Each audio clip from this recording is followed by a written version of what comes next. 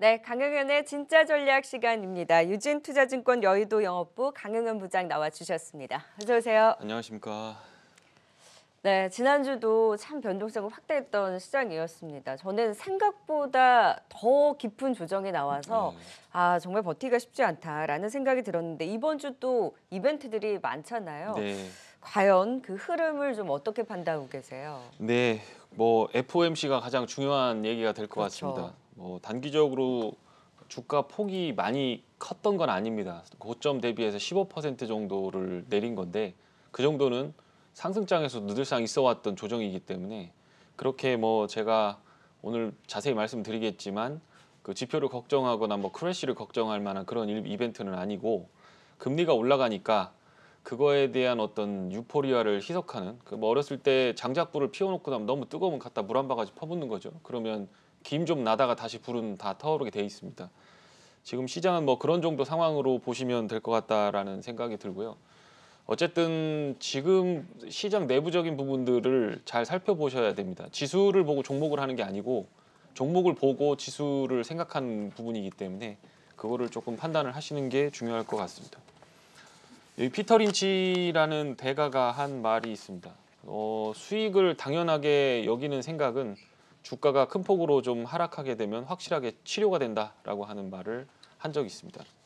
지금 우리가 지금 주요 지수들 지난주 하락과 역대 하락폭을 한번 규모를 비교를 해보면 S&P부터 시작해서 지수 빅5까지 이런 것들이 나옵니다. 그러니까 비교 대상이 2020년에 팬데믹 터졌을 때 하고 그다음에 08년도 하고 비교했을 때 요번에 2000 제뉴얼리에 빠진 거 그러니까 1월 달에 주가 하락한 수준 자체가 적지 않기 때문에 혹시 그것과 비슷한 것 아니냐라는 생각을 할 수도 있습니다. 그런데 요 밑에 부분으로 들어가 보시면 여기 뭐 스펙이라든가 그러니까 IPO를 한다든가 그 뭐 이거 좀 어떤 부분에서 개인 투자가들이 많이 쥐고 있는 주식들이 큰 폭으로 많이 빠졌다라고 하는 거. 그래서 체감은 더 나쁘기는 하지만 정상적인 시장의 흐름 속에서 나오는 조정이겠다라고 하는 거고 그거는 상식적으로 얘기해서 금리가 올라가고 금융시장에서 페드의 정책이 변하는데 주가는 그대로 있을 거다라고 하는 생각에 대해서 조금 수정이 되었다라고 하는 것만 생각을 하시면 될 것 같다라는 겁니다. 성장 기업, 성장만 하는 성장 온리 기업들, 그러니까 이익이 많이 안 나는 기업들이 좀 많이 부러졌기 때문에 이 추세를 돌리는 거는 다음번 금리 완화라든가 다음번 유동성 사이클에서나 기대할 수 있겠다라는 거니까 그런 쪽에 초점을 맞추시는 분들은 리스크 관리를 하고 정말 추세적으로 내가 5년, 10년 잡고 갈 주식인데 지금 빠지는 것 같다 그러면 살짝 팔아놓고 밑에서 다시 한번 사보시고 FOMC 끝나면 FOMC에서는 분명히 시장이 좀 빠졌기 때문에 이게 20% 정도 조정을 주면 FOMC에서도 나서서 코멘트도 하고 어떤 완화를 시켜주는 부분들을 합니다. 15% 빠졌으니까 이번 주에 조금 더 어떤 변동성이 생긴다라고 하면 구두 개입이라도 할 가능성은 있어 보입니다.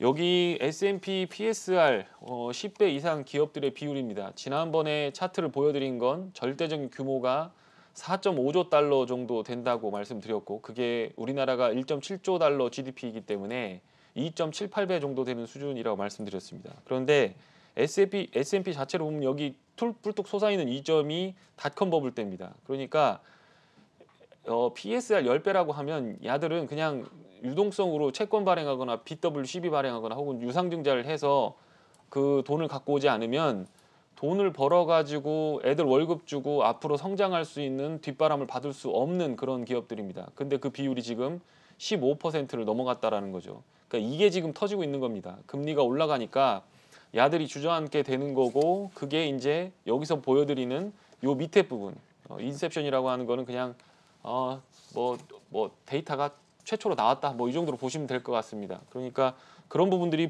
무너지고 있다라고 하는 부분이고요. 여기 연준의 레포 규모가 조금 더 줄고 있습니다. 그러니까 이거는 어쨌든 간에 유동성이 너무 낮은 부분들을 자꾸 이제 뭐 채권을 바꿔다가 연준에다 오니까 그 돈 필요 없는 거거든요. 그 규모를 계속 줄여나가기 때문에 3월 달까지는 좀 보수적인 입장으로 좀 보시고 어디서 균형점을 찾는지를 좀 보시면서 한번 시장을 체크하시면 될 것 같습니다. 제가 어쨌든 미국 시장하고 우리 시장하고 조금 다른 부분이 있습니다. 한국은 주식을 투자한다라고 하는 건 좀 뭐 최근 뭐 2020년 전까지 19년도까지 제가 재미를 봤던 건 어떻게 된 거냐? 박스권 상단 10년 동안 박스권이었습니다. 그래서 별명이 박스피였죠. 일정 수준의 대역이 올라가면 지수 하락하고 일정 수준 내려가면 사면 왔다 갔다 하면서 채널링을 통해서 먹을 수가 있는 장이었기 때문에 그게 참 재밌는 장이었습니다. 그런데 이번에 슈팅 나오면서 바뀌는 거 아니냐 이렇게 됐습니다. 그 채널이 어딘지를 봐야 되는 건데 미국 같은 기업들은 예를 들어서 대주주가 나 지분 5%만 남겨놓고 다 팔 거야라고 해도 경영권 가지고 자기가 경영할 수 있습니다. 차등 배당권이 있죠. 그러니까 주식은 다 팔면 그거 누가 가져가느냐? 연금이나 기관 투자가나 해외 업자들이 다 가져가는 겁니다. 그러면 그걸 갖다가 누구한테 주는 거냐? 우리가 IRP라고 하는 거 있죠. 기업이 뭐 퇴직금이나 이런 것들 그런 것들이 나올 겁니다. 그다음에 연금 이런 것들이 그것들을 사죠. 살 때 기준이 뭐냐? 배당 수익률입니다. 그러니까 채권을 받듯이 주가가 폭락할 때는 이거 그동안 배당 100원씩 주던 건데 10,000원이어서 1%였는데 5,000원으로 빠졌네. 그럼 2% 되는 거네. 그럼 사자라고 하면서 탄탄하게 시장을 받치고 좋은 주식들은 씨가 마르는 그런 시장이 된 거죠. 그러니까 엄밀한 의미에서 미국은 적절한 수준에서의 어떤 지지점이라든가 기관 투자가들이 보고 있는 투자 포인트가 분명히 있는데 한국은 뭐 차등 배당금 그런 거 없죠. 지주사가 일단 30%다 갖고 있어야 되고 안 그러면 기업 뺏겨버리고 잘못하면 세금 두들겨 맞고 하니까 좋은 기업이 있으면 그놈을 키워가지고 그 회사에다 다시 몰빵을 치는 게 아니고 스핀오프를 해가지고 상장시켜서 그 돈 다시 회수하고 이런 구조가 만들어질 수밖에 없고 배당을 지급하지 않기 때문에 이거는 캐피탈 게인만 보고 저가에 사서 고가에 파는 흐름만 만들어낼 수밖에 없는 겁니다. 그러니까 제도가 바뀌지 않고서는 미국처럼 될 수가 없는 거죠. 그런데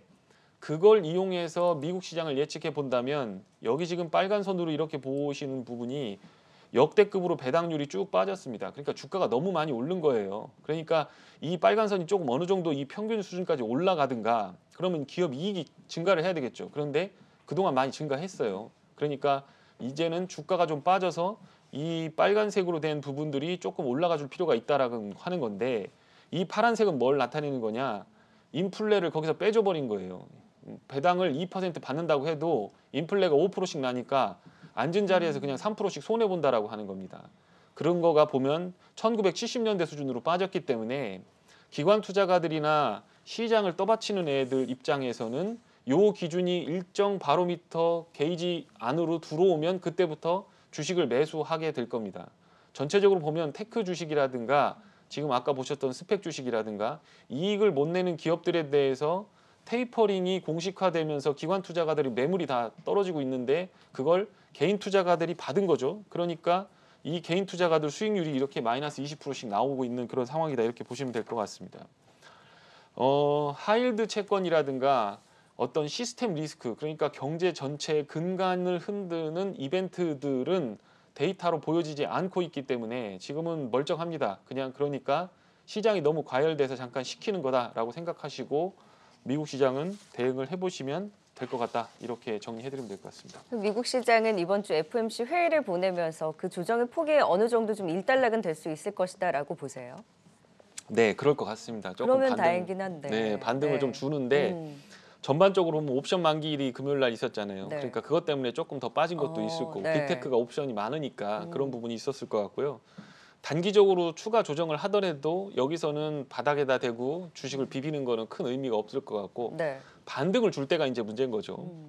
롱 올리 마인드로 가서 이거 앞으로 그냥 앞바퀴 들고 간다라고 생각하면 거기서 이제 추가 매수하면서 이제 들어가는 건데 반대로 이거 혹시 계절이 변화가 되는 거 아니야? 여름 끝나고 가을로 들어가면 이거 겨울옷 준비 미리 해야 되는 거 아니야라고 생각하는 사람은 올라올 때 거기다 그렇죠. 정리를 좀 하겠죠. 정리를 하고 매도를 할 가능성이 있습니다. 그래서 저는 후자 쪽으로 포커스를 맞춰서 말씀을 좀 드리겠습니다. 네. 그러면 어디까지 조정을 보일 거냐라고 하는 거 이론적으로 따져봤을 때 여기 차트를 한번 보여주시면 여기 100bp 정도 올라가는 겁니다. 이게 금리가 쭉 올라가는 걸 말씀드리는 거고 왼쪽으로 보면 지수가 조정을 보이는 걸 말씀드리는 거고 요 선들 회색 선, 빨간 선, 뭐 이런 노란 선 해서 이렇게 되는 건 PE 그러니까 주가 수익 배율입니다. 그러니까 지금 우리나라 같은 건 PE가 10배죠. 10배면 100bp가 올라가면은 한 10% 조정되는 겁니다. 그런데 여기 보시면 나스닥이라든가 S&P는 20배에서 40배, 뭐 나스닥 전체로 하면 70배까지 올라갑니다. 그러니까 그게 만약에 금리가 1% 조정하고 나면 한 20%에서 30% 조정이고 지금은 15% 조정수는 와 있기 때문에 그렇게 추가적으로 낙폭을 보인다라고 하더라도 그렇게 되진 않을 수 있습니다. 그런데 이게 뭐에 의해서 한 거냐라고 하는 걸 말씀을 드리면 요거 보고 하는 겁니다. 그러니까 인플레이션이라고 하는 거가 지금은 7%인데 그래 그러면 23년에 3%로 빠진다고 보자.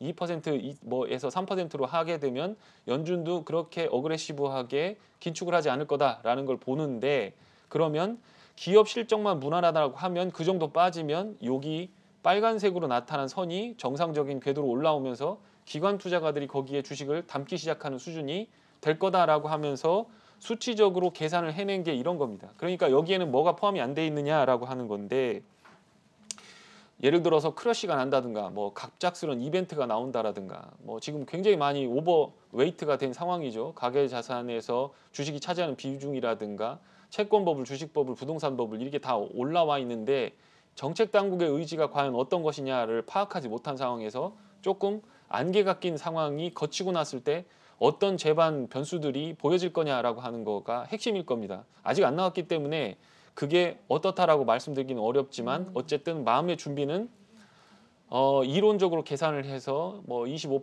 30% 그 정도까지는 과열이 시켜지고 거기서는 매수로 접근을 해보시는 것도 괜찮을 것 같다 이렇게 정리해드리면 될 것 같습니다. 그럼 지표적으로도 그런 우려되는 부분이 확인이 되고 있나요? 네, 뭐 금융시장 리스크는 사실 없어 보이는데 네. 이제 펀드 매니저들이라든가 이제 투자 심리라고 볼 수 있는 부분들을 한번 차트로 보여드릴게요. 네. 1분기 GDP 전망치가 나온 건데 이게 지금 꺾어지고 있어요. 전망치 좋다고 했잖아요. 4%, 뭐 3% 내년에도 경제 좋고 올해도 경제 좋고 그랬잖아요. 그런데 이게 경제가 인플레이션 때문에 안 좋아질 거다. 지금까지 인플레이션은 금리 인상을 통해서 금융시장을 통해서 움직이는 금융시장만의 조정이 지금 15% 나온 겁니다. 그런데 만약에 실물 시장에 인플레이션이 영향을 미쳐서 수요나 공급, 물론 공급은 뭐 지금 이미 충격이 있기 때문에 인플레가 수요를 충격을 주면서 어떤 실물 경제에 타격을 미친다라고 하는 게 GDP라는 거고요. 그 루트는 아직 보여지지 않고 있다라는 겁니다.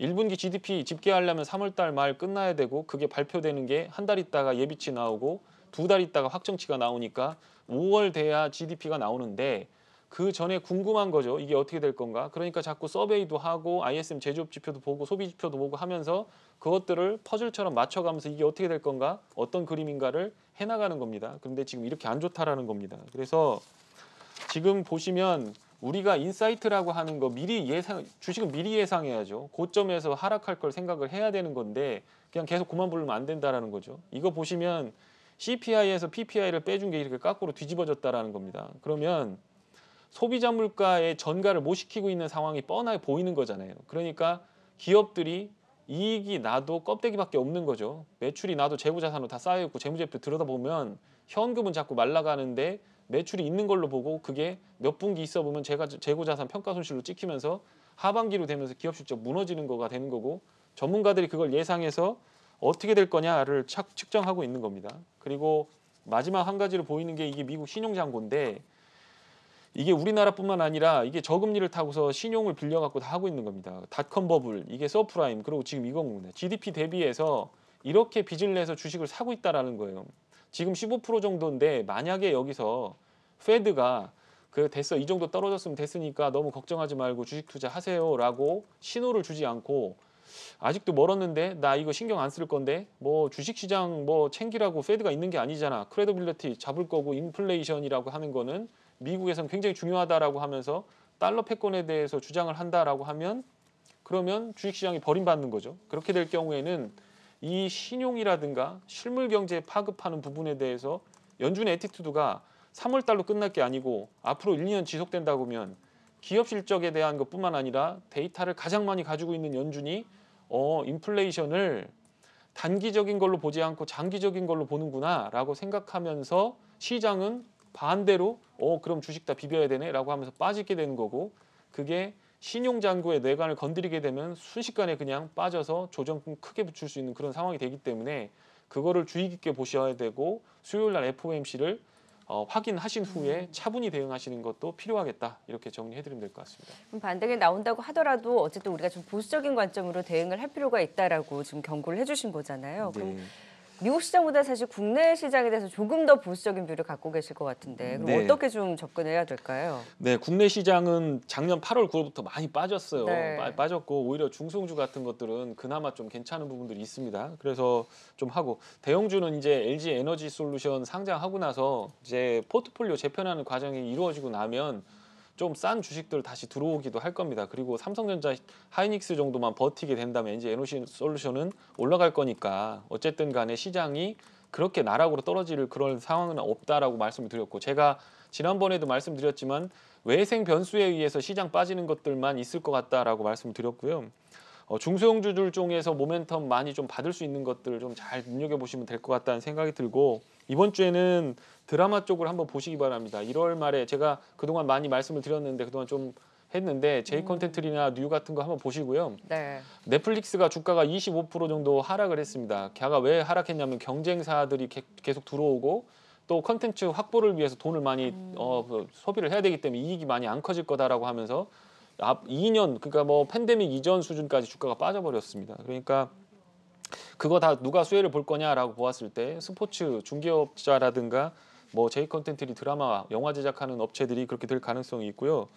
이제 디스플레이 관련된 거가 이제 스마트폰에만 들어가다가 대면적 TV도 OLED로 하자. 그리고 자동차에 들어가는 모니터 LCD 이거 다 OLED로 하면 전기 많이 안 먹으니까 이거 좋으니까 이거 하자. 이렇게 되고 있습니다. 그래서 그것과 관련돼서 설비 투자 증설이 나오고 있는 한송 네오텍이라든가 이녹스 첨단 소재, 그다음에 덕산 네오룩스 같은 네. 것들 한번 잘 살펴보시면 될 것 같고요. 주가가 많이 빠진 실적이 나오는 주식들은 조금 해보시는 기회를, 것도 네. 매수를 해보시는 것도 나쁘지 않을 것 같다. 이렇게 정리해드리면 될 것 같습니다. 네, 그래서 드라마 콘텐츠 관련주와 함께 디스플레이 관련주에 대한 관심까지 이번 주도 전략 세워주셨습니다. 진짜 전략 지금까지 유진투자증권 여의도 영업부 강영현 부장과 함께했어요. 말씀 고맙습니다. 고맙습니다.